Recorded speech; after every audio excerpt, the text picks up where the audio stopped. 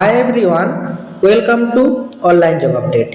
ESIC यानी employer state insurance corporation এই ইএসআইসির তরফ থেকে ফাইনালি ওয়েস্ট বেঙ্গলের আসানসোলে যে ইএসআইসি মেডিকেল কলেজ এন্ড হাসপাতাল আছে সে আসানসোলের ইএসআইসি মেডিকেল কলেজ এন্ড হাসপাতালে স্টাফ নার্স সহ বিভিন্ন রকম ডিপার্টমেন্টের কিন্তু ভ্যাকেন্সি সংক্রান্ত নোটিফিকেশন প্রকাশ করা হয়েছে।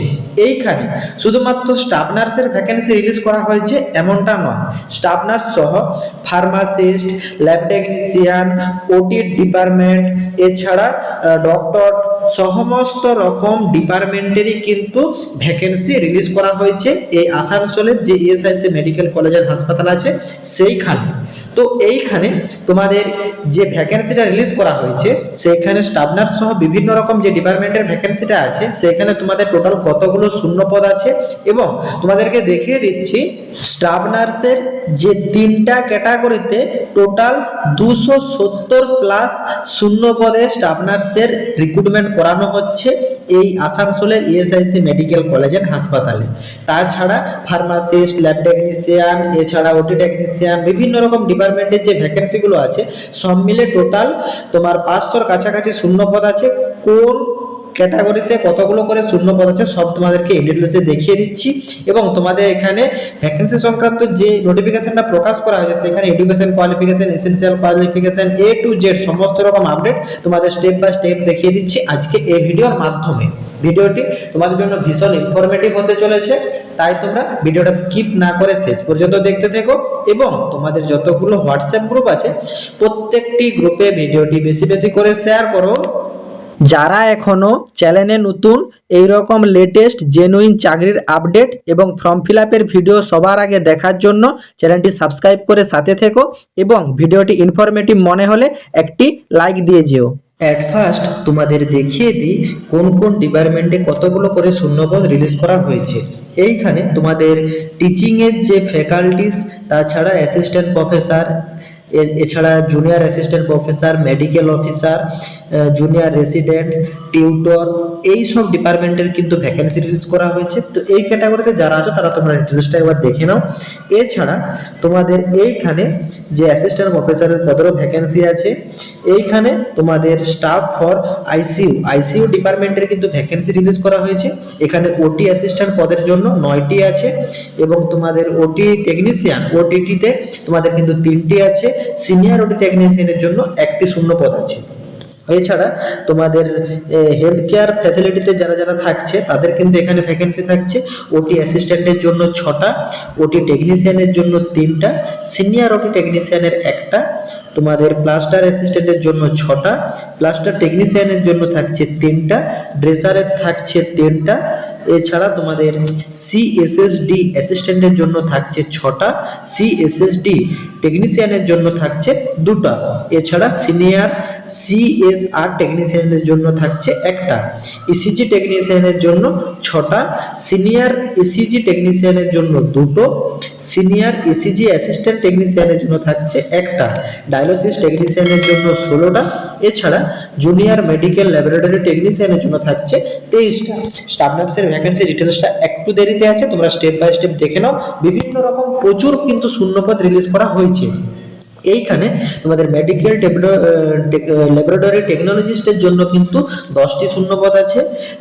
টেকনিক্যাল অফিসার এমএলটির জন্য থাকছে 1টা, জুনিয়র রেডিওগ্রাফার জন্য থাকছে 8টা, রেডিওগ্রাফারের জন্য থাকছে 3টা, সিনিয়র টেকনিক্যাল অ্যাসিস্ট্যান্ট রেডিওলজির জন্য থাকছে 1টা।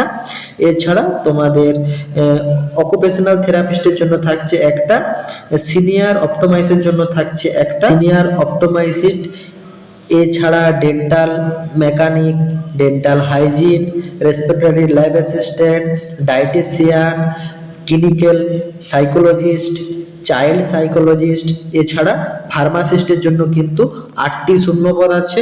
এছাড়া সিনিয়র ফার্মাসিস্ট, ফার্মাসিস্ট অফিসার, সমস্ত রকম ডিপার্টমেন্টের কিন্তু তোমাদের এখানে ভ্যাকেন্সি থাকছে। তাছাড়া সিনিয়র ফার্মেসি অফিসার এনএফজি তাদেরও কিন্তু ভ্যাকেন্সি আছে।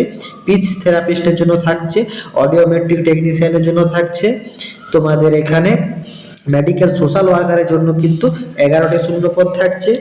এছাড়া তোমাদের medical record technician, medical record officer, laboratory assistant, laboratorian, সমস্ত রকম ডিপার্টমেন্টের কিন্তু এখানে প্রচুর পরিমাণ শূন্যপদ রিলিজ করা হয়েছে। এইখানে তোমাদের নার্সিং ডিপার্টমেন্টেরও কিন্তু ভ্যাকেন্সি আছে, তার ডিটেলসটাও তোমাদেরকে দেখিয়ে দিচ্ছি। এখানে তোমাদের অ্যাডমিনিস্ট্রেটর, নন মেডিকেল ডিপার্টমেন্টেরও যেসব ক্যান্ডিডেটরা আছো তোমাদের পরিচিত তাদেরকেও জানিয়ে দাও, এবং তাদেরও কিন্তু ভ্যাকেন্সি এখানে রিলিজ করা হয়েছে। আপার ডিভিশন ক্লার্কের জন্য কিন্তু 58+1টা শূন্যপদ আছে, টোটাল 59টি। লোয়ার ডিভিশন ক্লার্কের জন্য 5টি থাকছে। Senior translate officer, junior translate officer, সমস্ত রকম ডিপার্টমেন্টের কিন্তু প্রচুর পরিমাণ শূন্যপদ রিলিজ করা হয়েছে এই আসানসোলের যে ইএসআইসি মেডিকেল কলেজ এন্ড হাসপাতাল আছে সেইখানে। এরপর আসি তোমাদের এখানে টেবিল নাম্বার 7 নার্সিং অফিসারের জন্য বা নার্সিং স্টাফদের জন্য যে ভ্যাকেন্সিটা রিলিজ করা হয়েছে। দেখো এইখানে নার্সিং এ তোমাদেরকে প্রথমেই জানিয়ে দিয়েছি 3টি ক্যাটাগরির ভ্যাকেন্সি রিলিজ করা হয়েছে। প্রথমতম নার্সিং অফিসার, দ্বিতীয়তম সিনিয়র নার্সিং অফিসার, তৃতীয়তম অ্যাসিস্ট্যান্ট নার্সিং সুপারিনটেন্ডেন্ট। এইখানে নার্সিং অফিসার পদের জন্য কিন্তু ভ্যাকেন্সি থাকছে 120টা এবং 7টা, টোটাল কিন্তু 127টি শূন্যপদ রিলিজ করা হয়েছে নার্সিং অফিসার পদের জন্য।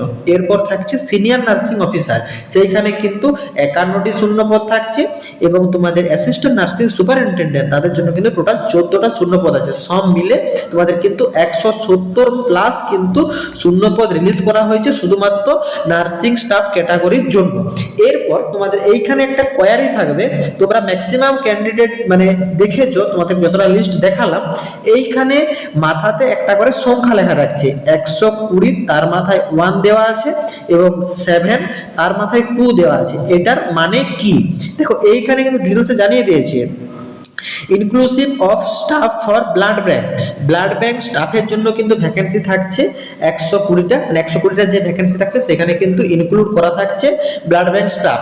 এবং তোমাদের 7টা যে ভ্যাকেন্সি থাকছে সেইখানে কিন্তু college staff of the following, এখানে তোমাদের আরএইচটিসি এন্ড ইউএইচটিসি, তাছাড়া এআরডি সেন্টার, এই সমস্ত জায়গাতে তোমাদের কিন্তু নার্সিং এর ভ্যাকেন্সি থাকছে।